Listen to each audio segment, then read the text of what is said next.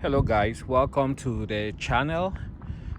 So today I'm making a very quick video to talk about how to improve the range of your bike once you receive your Anchor electric bike.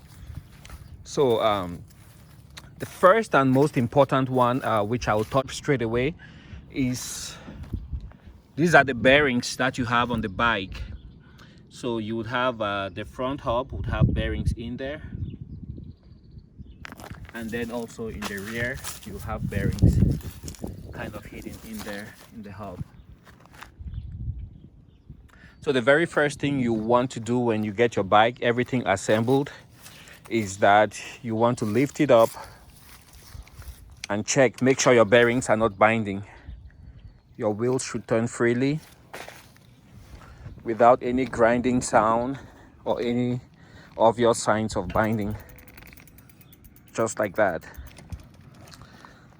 If your bearings are too loose, you have to get them a little bit tighter, adjust them, and if they are too tight, make sure you get them a bit loose to where the wheel can spin freely without any binding or strange noises.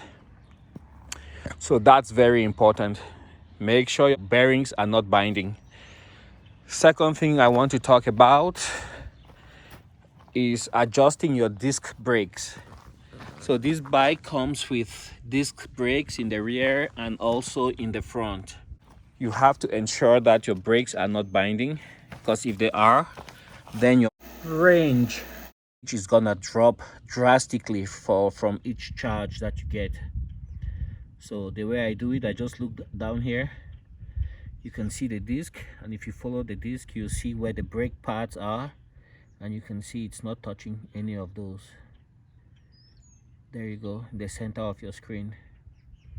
So in the rear, that's good.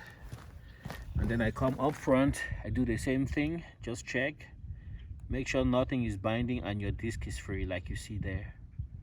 Kind of out of focus, but let's see if we can get it there. Yep, a little bit like that. So that's the second thing. You want to make sure your brakes are not binding. If they bind, you might ride and you discover you don't have the full advertised range of your bike. And then the third thing I want to touch on is your tire pressure. You have to check your tire pressure, make sure it's properly inflated. And these bikes take quite a bit of pressure, more than compared to regular mountain bikes that most people would find in the big box stores. So if we look right here, you see it's calling for 40 to 55 psi, which some people might think it's a lot, but actually for electric bikes, because they put out so much torque, that would be just adequate. So that is the third thing. So the three things that will really help you get your money's worth when you buy an electric bike. Number one, make sure your bearings are not binding. Check front and rear.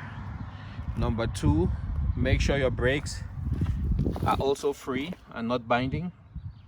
Check the rear and make your adjustments there. And also there. So that's the second thing. And the final one, of course, is to check your tire pressure. So with those three things, if they're all fully well adjusted, then you should be able to get the maximum range, or very close to the advertised range of your electric bike, depending on your weather conditions and the condition of your battery. And off we go.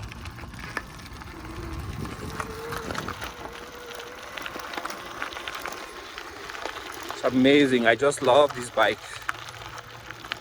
I haven't used mine much, so I think my battery quality is going down. You can see it's already dropping very fast. But if you have a bad knee, you can use the assist function, or you can just twist the throttle and go without using any effort.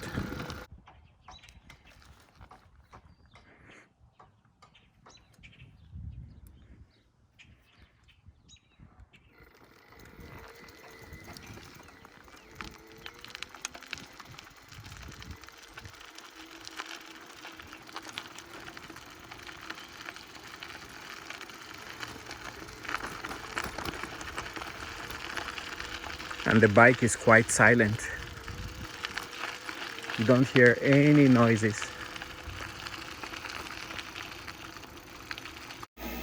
So what has been really remarkable is that even after all these years, the price of electric bicycles is still so high. Quite surprising. Well, people who own them tend not to sell them, and I guess the technology and all what goes into building one of these bikes, especially the battery, is such that the price has not dropped as much as would have been expected. In other areas of electronics, the prices usually drop exponentially, drastically after a few years of the product being on the market. Not so for electric bikes. The prices are still surprisingly very, very high. We'll switch now and see what it looks like from above. So here we take the Anchor electric mountain bike, which by the way is also a folding mountain bike, on a slow ride through the neighborhood. You can notice I'm not paddling, it's just moving on its own electric power. No need for me to expend any effort.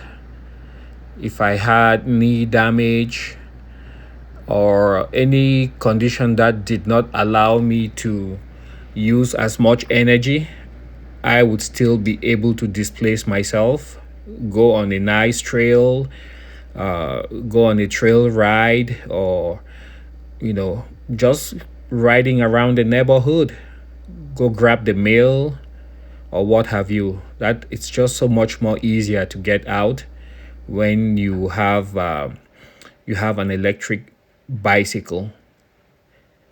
And Chair has been a leader, and surprisingly, like I said earlier, the prices of these electric bicycles is not dropping. In fact, most of the main manufacturers, they have bikes which cost in excess of $2,000, which is simply amazing just for a bicycle. When you get any of these bikes, when you buy any of these bikes, bear in mind that a huge chunk of the cost resides in the battery. Those batteries easily are the most expensive components on this bike, with their prices easily being half the price, the cost of the bike. Then the next expensive component, of course, is the electric motor. So this is just to show you that you can also use the bike like a regular mountain bike. Here I'm riding using the pedals.